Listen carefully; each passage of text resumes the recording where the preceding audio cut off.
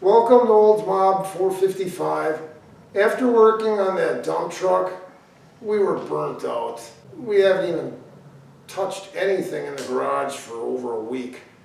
So then before we start tackling the Oldsmobile, we got a bunch of small jobs. So we put an exhaust system on the regular cruiser car to get to work. It's an Ion. Needed a whole new exhaust. That went together fast. Then this thing had a leaky tire, so I put a new inner tube in it, and we put a new chain on it. This chain is like strong enough for a Harley Davidson. So I mean, it's got O-rings in here. It's a 530 chain. It's super strong. But we took it all apart, cleaned everything in the hubs.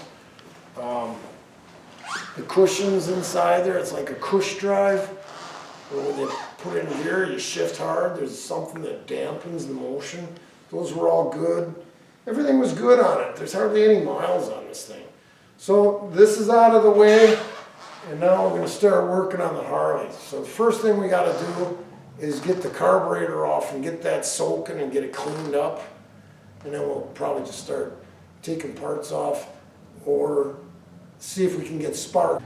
What is that? Well, that's what's come with it. I'm going to take these two bottom ones off. Is that the, Just keep your hand. Oh yeah, you're going to have to disconnect the throttle it's the fuel line? and the fuel line.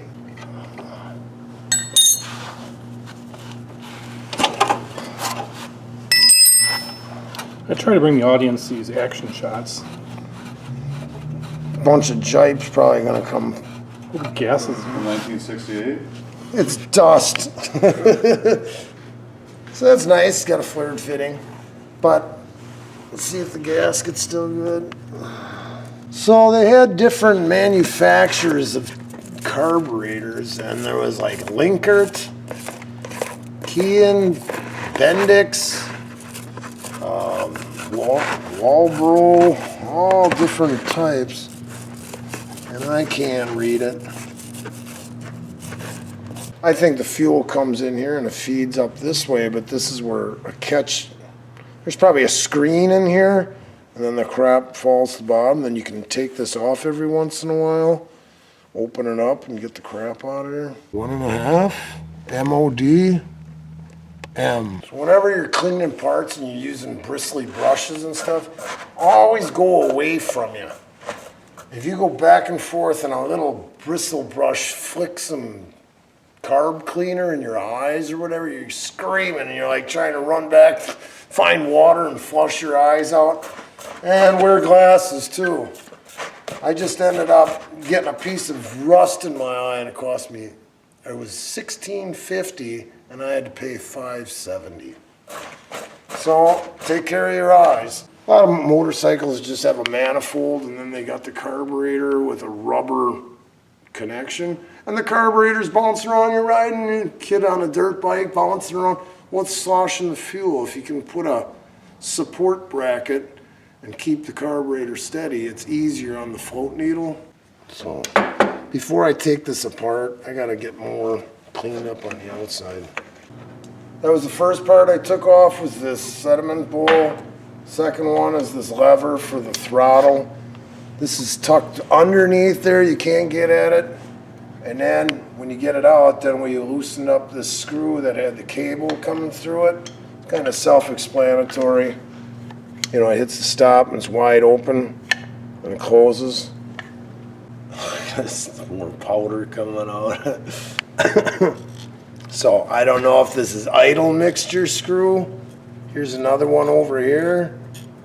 But they make it easier, so you gotta imagine this is hanging out. And when you're riding, then you gotta reach down and be playing with these, or if it's just sitting still and everybody wants to get that chuk-chunk, chuk-chunk, chuk-chunk, chuk-chunk. And some guys just want to get it down to real low RPM so it sounds cool and they get their idle just right.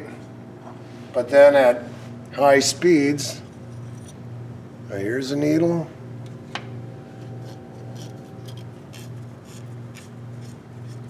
Unless it has 2 feeds of fuel, they're different. We'll get them out of there. You're seeing how as you use a choke, that needle is automatically moved no matter where you had this adjusted. So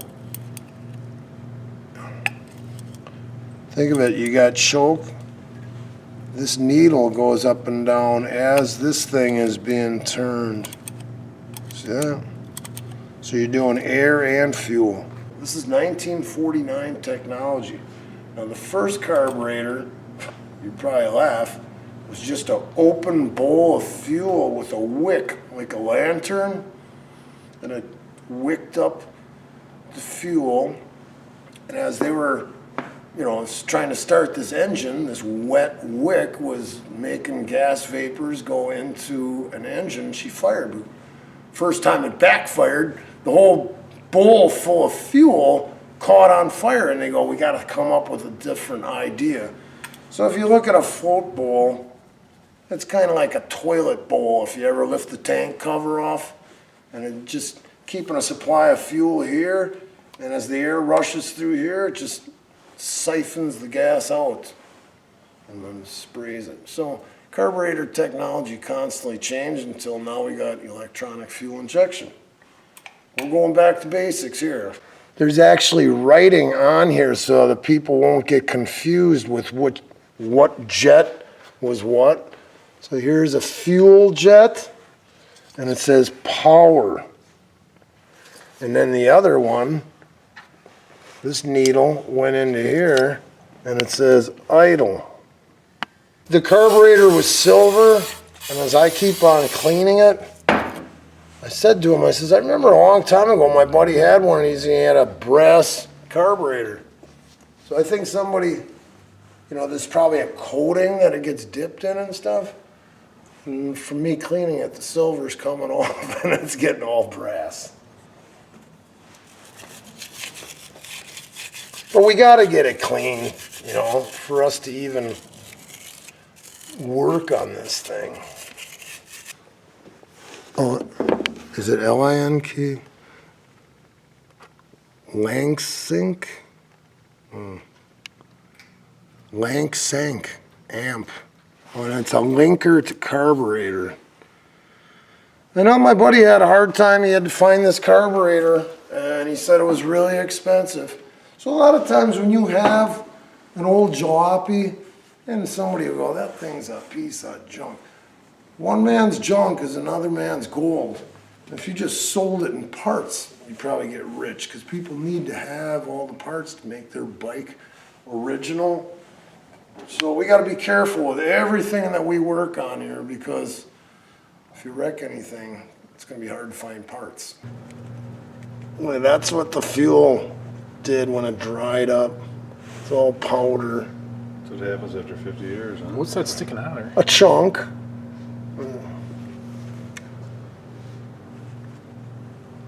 All right, so now I might as well put this back in. Take that big nut off there, eh? Yeah, that's the float. I think you can adjust the float from the outside. That's cool. Why is it so hard? It's still coming.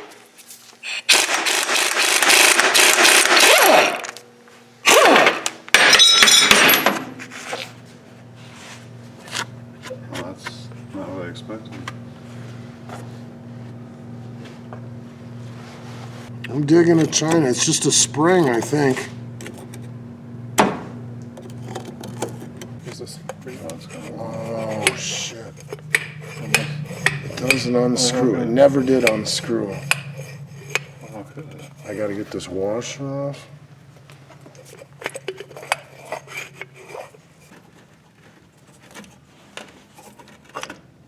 Jeez. This is old fuel.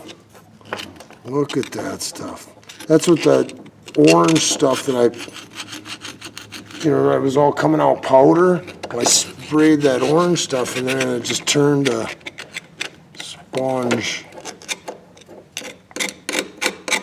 taking the needle and seat out here.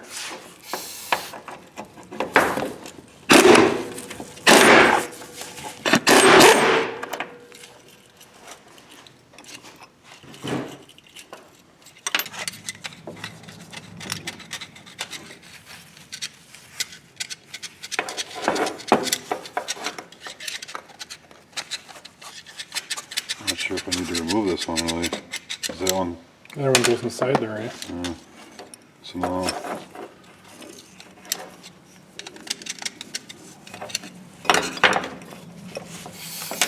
Oh, there's the needle.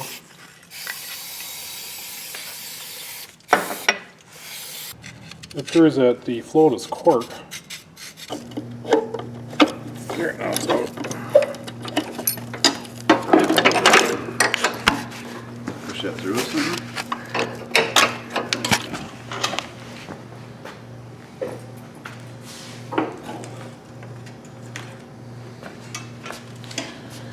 There's a gigantic battery in here. What does the bomb say that look like? Looks like the seat was in a fire or something, doesn't it? Sure does. I don't like these kind of seats. My friends, I never even drove one. I just think they look dorky. But they call it a pogo seat. You got a spring. When you're by yourself, you would normally use this as the suspension. But let's say you go into a corner, you got this goofy seat going like this, and the bike's going around underneath you. And then when you wanted to haul somebody else, you had these springs, and then they'd click into these slots. So now it can take the weight, with the weight of 2 people on it, you're stretching these springs out. The weight of him would be going like this. See that? I don't like it. But they're better on your back than having a solid frame just jarring your spine.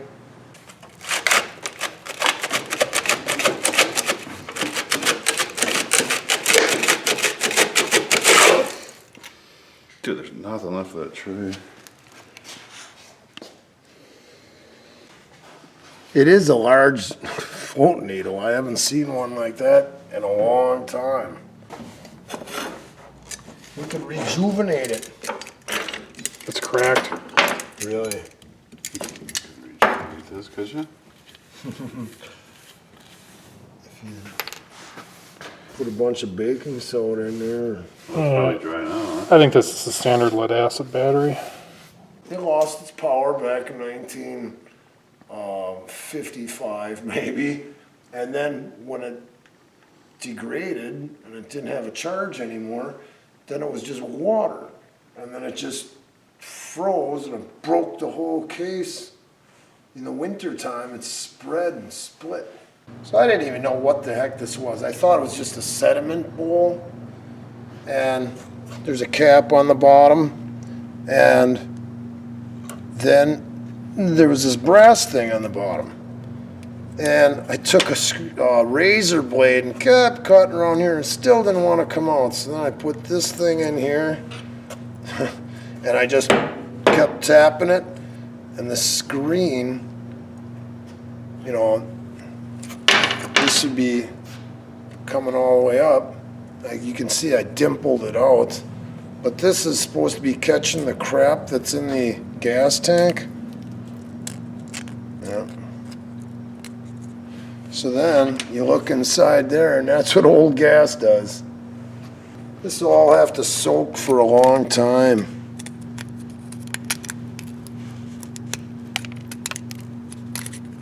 We're trying to get spark on this, and we took the 6-volt battery out of the dirt bike and hooked it right up to the coil. I wanted to see if the coil was good, to see if we had to order a new one or what. And then we checked to make sure that that wire from the negative side of the coil to the points isn't grounded. It is not. We had to file the points to get kind of nudity cross there. And now we'll kick it over.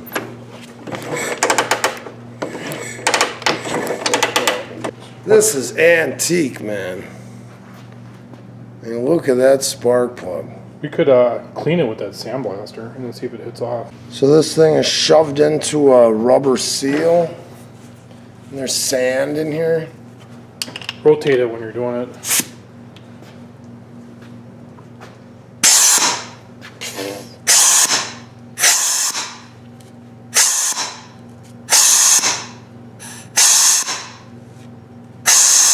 Breathing in a bunch of silica dust.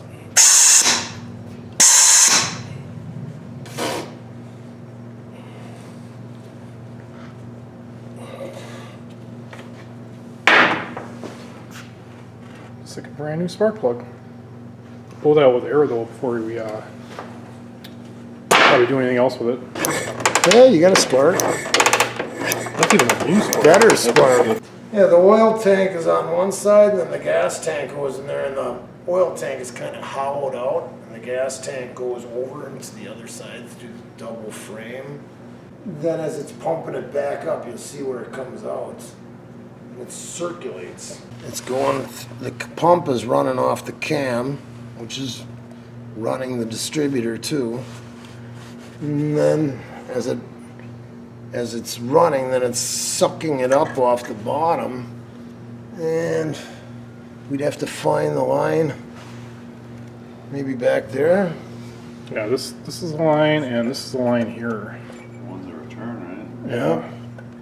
So we gotta drain the oil in this and change it before we run it. Probably only find 50 weight, but they used to have like straight 60 weight oil because the tolerances weren't all that great back in them days. They ran thicker oil. Now the bikes run on like water. It's like 10W50.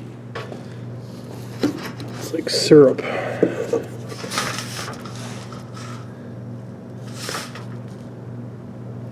Took the plug out at the bottom of this oil tank here, got a little bit more. Still draining slow down there.